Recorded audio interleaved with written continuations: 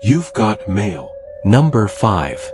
Sandy McT, 27 years old, was barely piecing her life back together after a bitter divorce.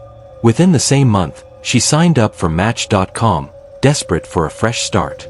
But only a few days later, an email appeared in her inbox that would haunt her forever. It wasn't just a casual hello. The message was written like a letter, addressing her by her full name, something she hadn't even used on her dating profile. The sender claimed to know about her recent breakup and insisted that they would make a perfect couple. The tone was uncomfortably personal, almost like he had been watching her life unravel in real time. The message ended with a chilling request: "Write me back." No name, no details, just the words, "yours," at the bottom. But what truly froze her blood was the attachment. It was a large image file. With trembling hands, Sandy opened it. The screen lit up with a grotesque picture of a man's genitals. At first, Sandy thought her ex might have sent it to torment her, but the photo didn't match him at all.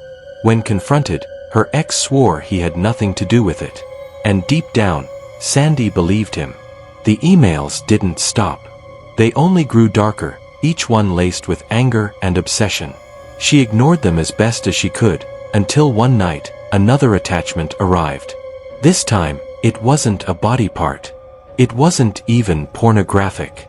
It was far worse. It was a grainy photo of the side of her own house, taken at night. The faint reflection of a hand pressed against the window was barely visible in the frame. Her stomach dropped. Whoever this was, they weren't just behind a keyboard. They were right outside. She blocked the email, and the messages suddenly stopped. She never heard from him again. But to this day, Sandy swears she sometimes wakes at night convinced someone is still standing outside her window, camera in hand. Number 4. A former Reddit user once shared a story that shook the internet. He received a text from an unknown number. It read only, "Check your email now." Against his better judgment, he did. The subject line of the email screamed at him in all caps, "Download this now." Inside, his full name, his home address, and his phone number were typed out in chilling precision. The email had 5 attachments, 4 images and 1 executable file labeled downloadthisnow.exe. Curiosity made him open the images. The first was a picture of his house, taken from the street at night. The second was a picture of his mother, when she was much younger. The third was a photo of himself as a baby, an image he had never even seen before. The fourth was a blurry portrait of a middle-aged man, pale and expressionless, with eyes that seemed to bore straight through the camera. He never clicked the executable.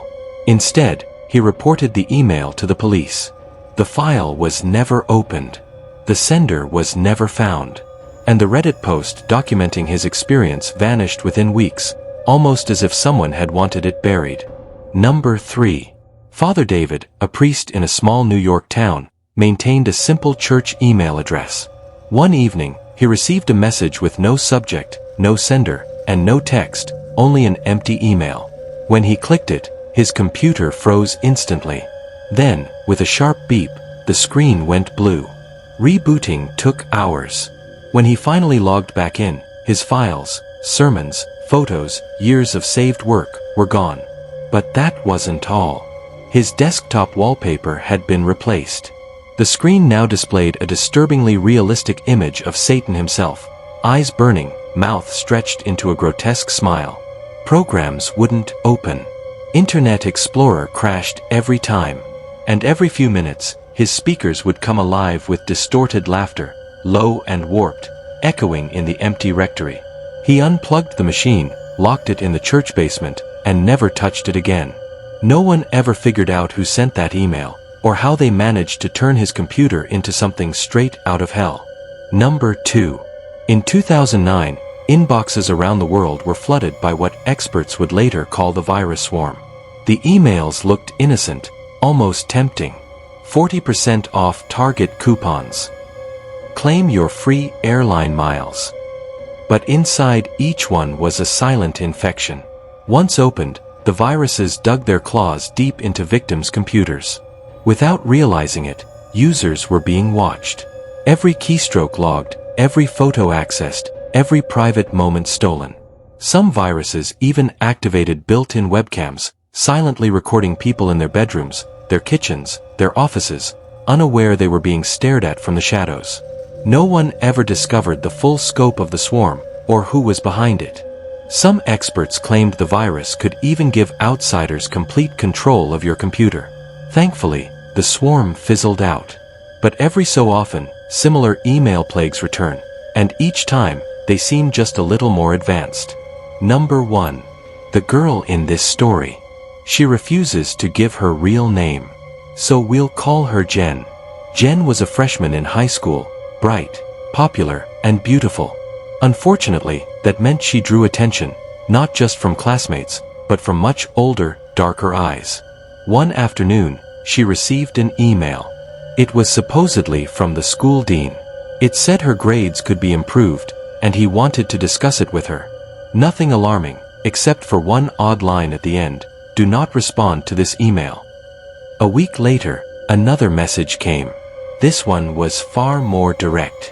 It instructed her to meet him at the back of the school, at 7 a.m. before classes began. Uneasy but trusting authority, Jen went.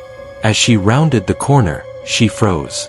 Behind the dumpsters, a figure leaned out, just enough for her to see the glint of eyes in the dim morning light. It wasn't the dean. Something primal screamed inside her. She turned and sprinted home.